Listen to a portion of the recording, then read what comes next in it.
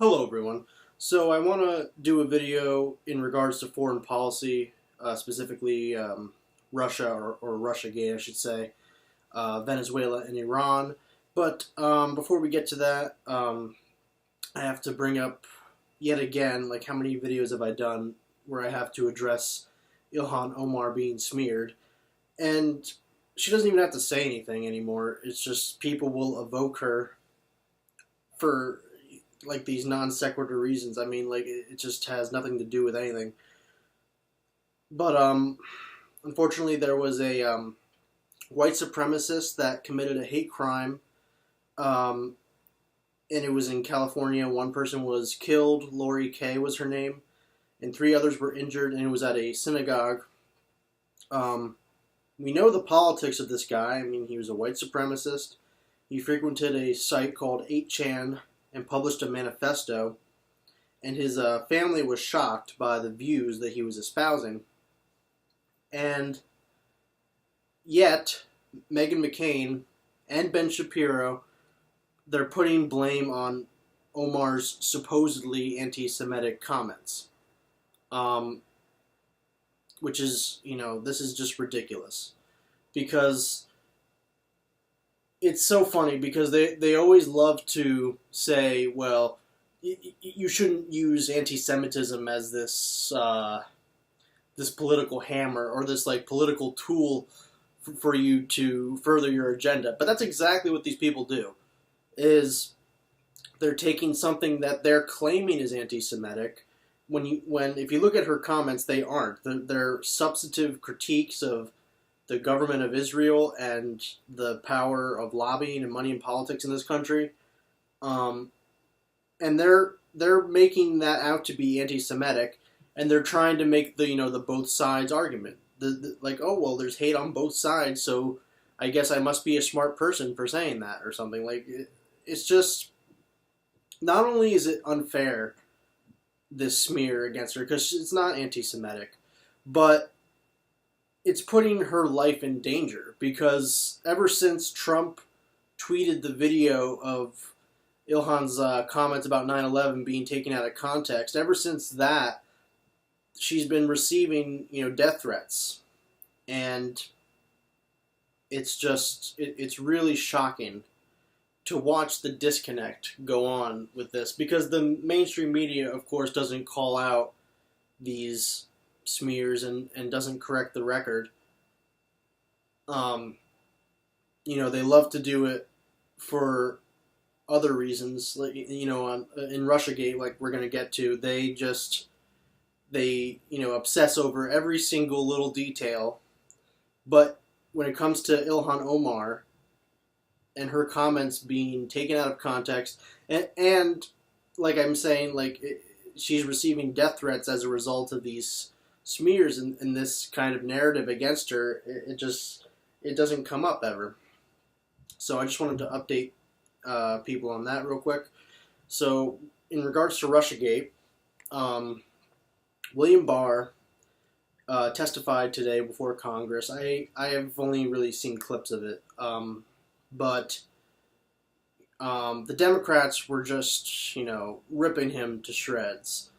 And again, I'm not defending Barr, because I am aware of his history. I'm aware that he was an instrumental figure in the Iran-Contra cover-up. I believe he was actually pardoned for his role in that, if I'm not mistaken. Or might be confusing him with Elliot Abrams, but regardless.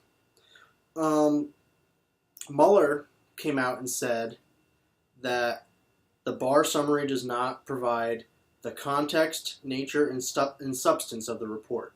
So he's, that's not exactly, I would say, this unequivocal. He's not saying like Barr is completely wrong, but he is kind of, what's the word I'm looking for? He's casting doubt on Barr's summary and his assessment of the situation. And like I'm saying, the Democrats, they just tore him apart. So many people were telling him to resign. And there's a lot of, key facts that are coming out of this, because the report is out now, and we know things like Trump had told Rod Rosenstein, who was acting Attorney General, to take the blame for Comey's firing. And it's coming out that Rod Rosenstein is actually not just a witness to these kind of erratic, borderline illegal Trump behaviors, but Rod Rosenstein may be implicated in the cover-up itself. And mind you, we're only talking about obstruction here, because no one has denied the finding of no collusion, and essentially, I guess it's supposed to mean there's evidence of collusion, but not enough to prosecute. So, this sounds a lot like what Hillary went through with the emails. That Comey went down the whole list of all these wrong things that she did, and then he was like, "But I'm not going to prosecute."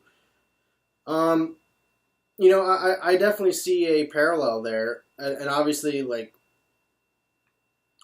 in regards to what Trump did, it probably is worse. I would say. I mean, Hillary was trying to clearly hide something, and she didn't want those emails to get out, and they did get out.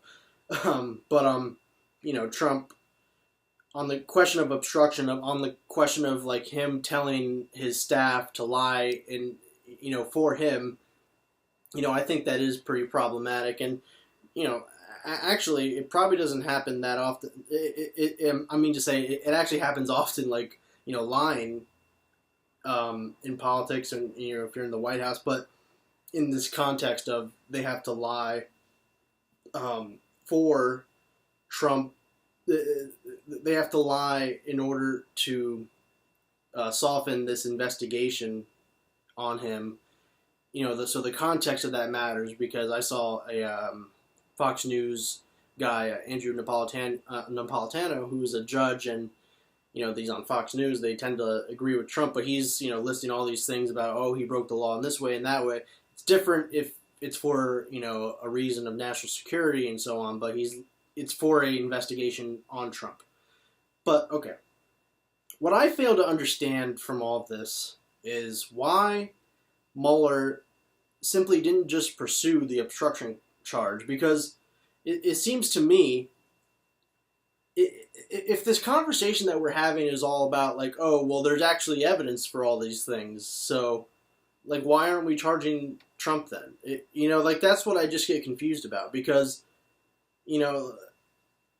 Congress is trying to get to the bottom of it. They've read the Mueller report, and that was another thing that they were attacking Barr for, is that he didn't read the report well enough. Basically, I mean, like I had said originally, he only took 48 hours to make the decision and come forward to the public. But routinely they were saying like you didn't look over the evidence enough to make a decision on obstruction.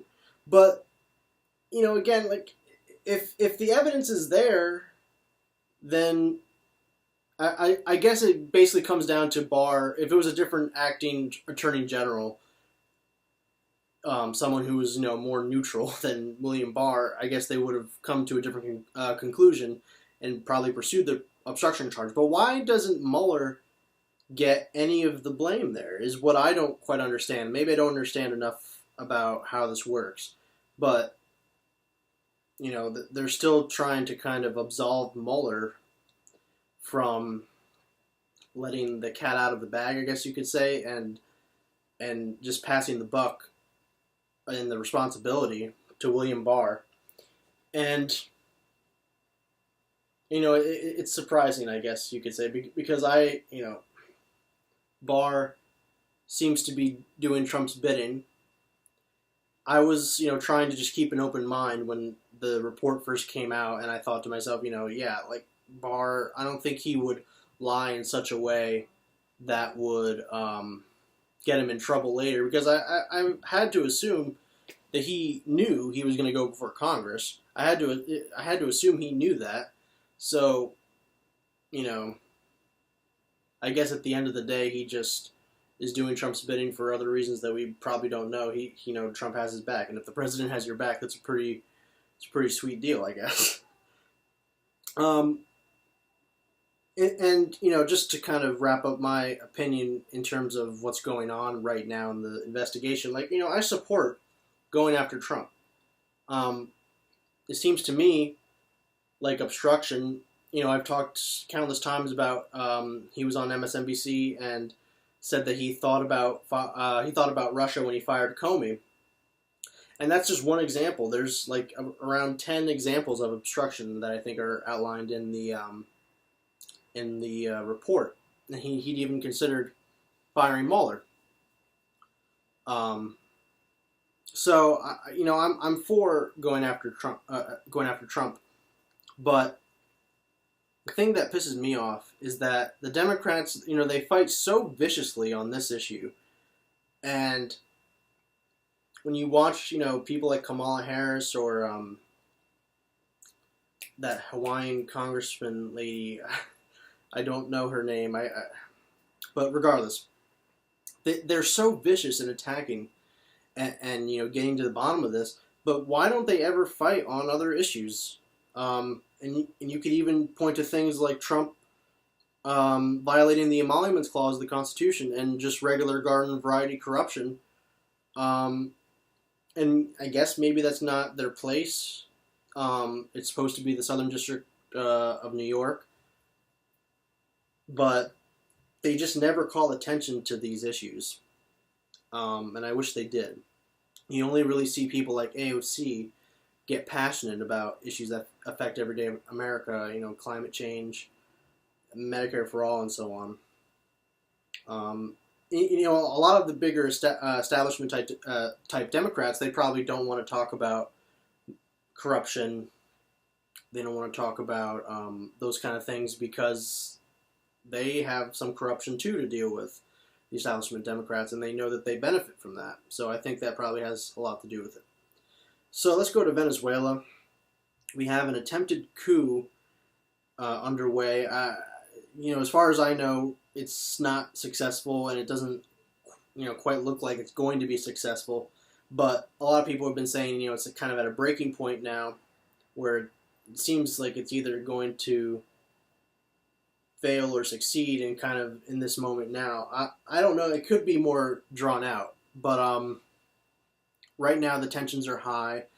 The military is partially split. It's mostly in favor of Maduro, but there are some defectors.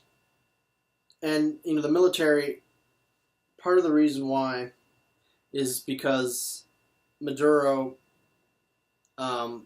he was corrupt. He's not a good leader, let's be clear. And he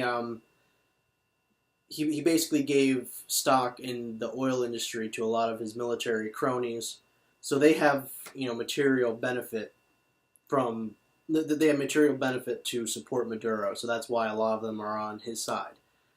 But having said that, I don't support overthrowing Maduro because we're this is regime change here we're talking about, and if it's a natural thing, if it's the Venezuelan people rising up to overthrow him, I guess that's slightly different than if we get involved. But I mean, the thing is, we are involved. We're interfering.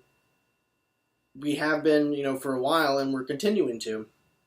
So, in a way, to act like we can divorce ourselves from the situation and just let Venezuela do its thing, and if there's some kind of uprising and overthrow within Venezuela, we're a part of the process, because Mike Pence, Mike Pompeo, and Donald Trump, they're all on Twitter cheering on this violent uprising. And it actually wasn't even just them, because you had Joe Biden also voicing support for this, and he's officially in the 2020 race now, and he's supposedly the front runner, but I don't want to get into that. They are calling for the ousting of a democratically elected government. And look, as I've said countless times, we can criticize Maduro, and we can even point to him being undemocratic. I've read things about how he's silencing his opposition through jailing them, I assume, or I even read there's people going out in the streets, like assassinating people, and he's kind of like cheering that on. So I'm not an expert on Venezuela. I don't want to say that for fact. That's just kind of what I've been looking at on the internet. But first of all, I mean, like, no one actually even talks about, well, why is the election in Venezuela, why was that illegitimate? And like I'm saying, like, he was elected before that. But before the election that people are calling into question, he was elected before that. So he was democratically elected, and there's no way you can really get around that, in my opinion.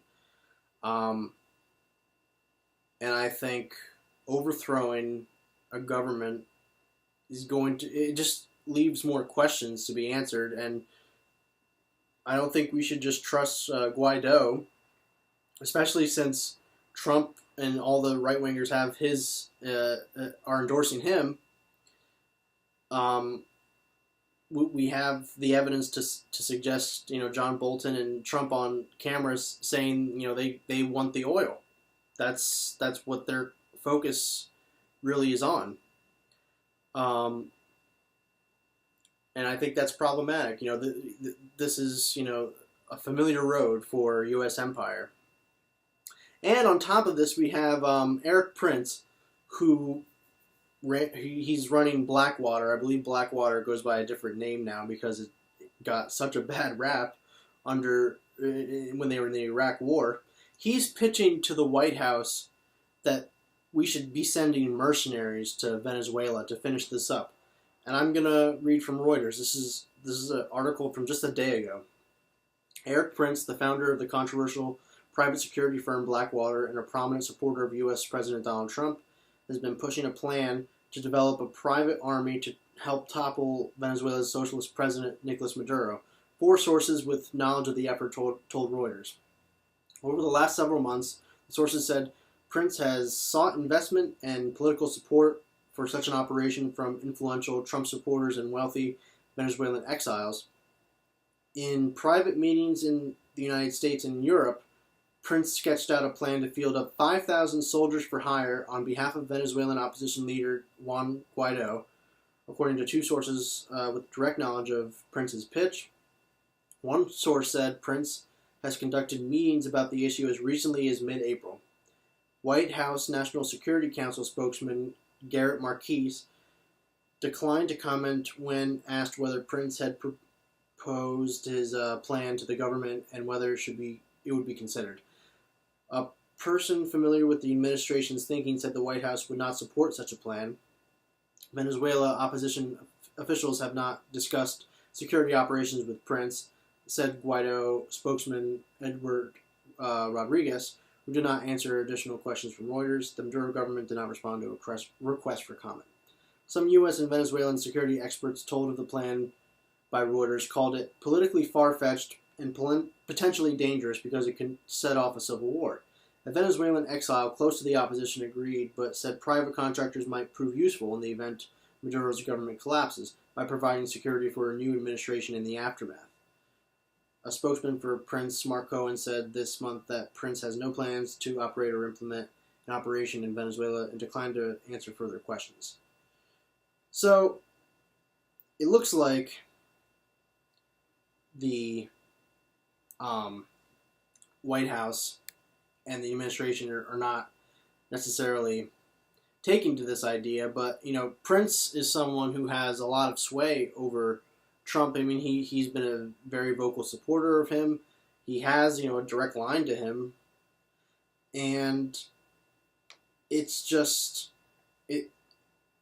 I worry about these kind of things because, Blackwater has a history of committing, really war crimes. They're a private army. They aren't really U.S. Army, but they're a private army, and they've been known for killing civilians, and they're largely to do with why Iraq responded the way it did when we tried to withdraw, and this was a big debacle back when Obama was president, and Iraq said that for any problems, for anything that a U.S. Army member did, we want them tried in Iraq, and Obama was not having that.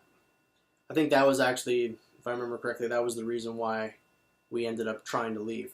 But regardless, I think it's just very much questionable territory, and hopefully the White House doesn't take this idea and run with it.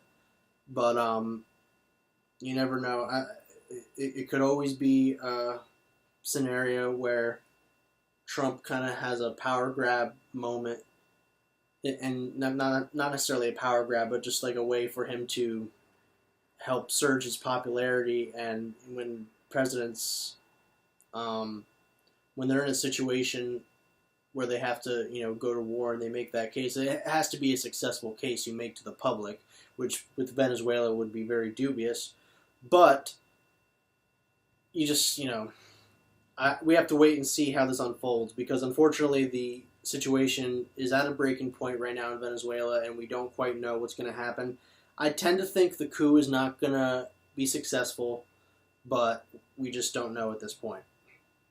So let's go to Iran, and we're refusing sanction waivers for their oil, and we're actually trying to cut their oil exports to zero. So for this, I'm going to read from Al Jazeera. Tensions between the United States and Iran have flared up since the Trump administration withdrew from the nuclear deal with Iran last year and began ratcheting up sanctions on the Islamic Republic. Early this year, tensions turned into threats as Washington refused to extend sanctions waivers for buyers of Iranian oil, designated Iran's elite Revolutionary Guards a terrorist organization, and began military preparations to deter Iran. Now, just real quick here, extend sanctions waivers for buyers of Iranian oil. So, this was said, I don't know exactly how long ago, but they were trying to go after even countries in Europe, for example, that buy Iranian oil. So even it has nothing to do with us. If one of our allies wants to go to Iran and buy oil, we have sanctions on Iran, but they can get a waiver to buy the oil, but we're not even allowing that. And this is an effort, as I'm going to get into, to cripple the Iranian economy. These measures are pushing the Iranian economy to the brink. Oil exports, which have already dwindled from 2.5 million to less than 1.3 million barrels a day since last year, could drop even further, crippling the state budget. Ordinary Iranians, who are already suffering from the raging inflation, currently at 40%, and skyrocketing prices of goods, will likely bear the brunt of Washington's push to bring Iranian oil exports to zero. And this is only the beginning. The Iranian leadership has been defiant. Supreme Leader Ayatollah Ali Khamenei has said this hostile measure will not be left without a response, while President Hassan Rouhani has threatened to disrupt oil shipments from Gulf countries. Foreign Minister Mohammad Javad Zarif has cautioned that Iran could walk away from the nuclear deal and warned against a potential escalation to war. Let me skip ahead a little bit here. Even before he was elected president, Donald Trump famously branded the Joint Comprehensive Plan of Action negotiated by the Obama administration the worst deal ever, and once he took office, he embarked on dismantling it. In May last year, his administration withdrew from the Iran deal and issued 12 demands to Iran. It was one of those impossible lists designed to provoke and humiliate.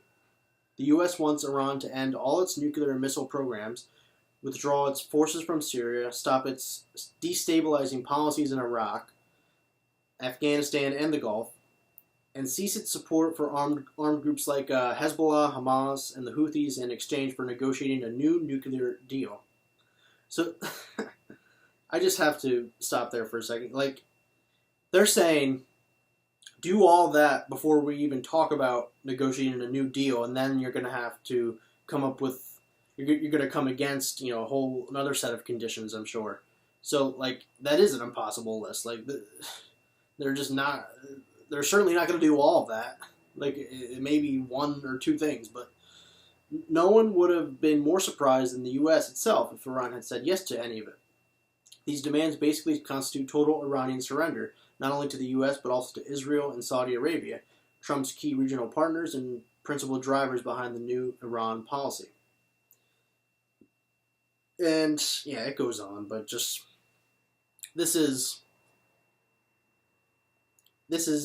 the administration getting desperate, in my opinion, because they understand that you can't just push for war willy-nilly like we did in Iraq. It's, you need a justification. You need, when 9/11 happened, they had the excuse they needed to try and push for war, and that's exactly what they did. It was a very conscious decision when you look into it. But with this, when talking about trying to get militarily involved in Venezuela or in Iran, there's very little appearance, or whatever you want to call it, that there's just no argument to be made that there's like a national security threat, that like, oh, we're in danger if we don't invade right now.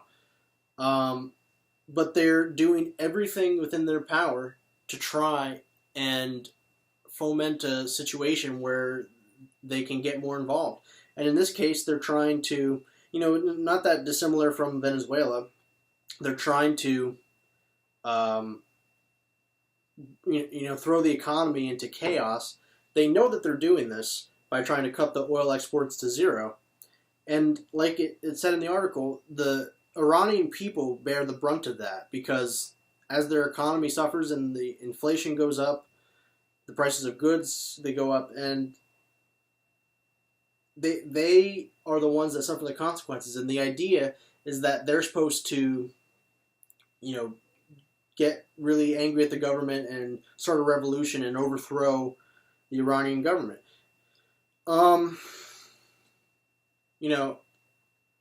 Who's to say that it wouldn't be even more vitriolic against America? A lot of people will say how Iran hates America now. Well, how do you know that they're not going to go even, farther towards extremism? This idea that, like, there's going to be a rational actor that comes out of this situation. Hassan Rouhani, for all intents and purposes, is the rational actor.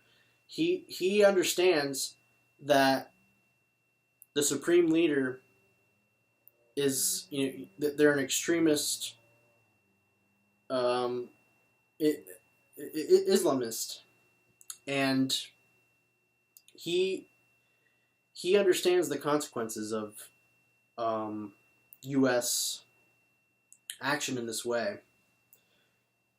He understands that he has to bridge a gap between the religiously extreme and the more secular views in Iran. This is why they aren't as extreme as a lot of other Islamic countries. Not to say that they're good, of course, but they aren't Saudi Arabia. They just aren't. So we withdrew from the nuclear deal for no reason other than Trump said that it wasn't working, or that, like, I don't know, that there was just no reason. There was no reason to withdraw from the deal, because having the deal in place, as I've outlined before, having the deal in place and having the resources and the infrastructure to deal with problems as they arise, that's what's needed. And the Trump administration, I think it's just a talking point. I don't even know if they have any interest in trying to pursue a nuclear deal, but this idea that you're just going to they give that impossible list of demands that are never going to be met, and then after that, then we can negotiate a deal and maybe come away with something substantial. But just absolutely ridiculous. It really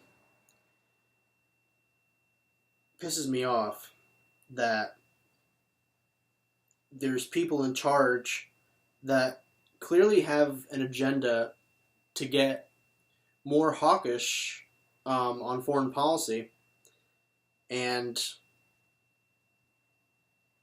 we unfortunately, when Hillary was in the debates in the 2016 election, and she was not really that what's the word I'm looking for, like nuanced on foreign policy, and she portrayed herself as very hawkish in regards to Russia, of course. What we needed someone who was a rational actor on foreign policy, and Trump presented himself as very distinguished, someone who was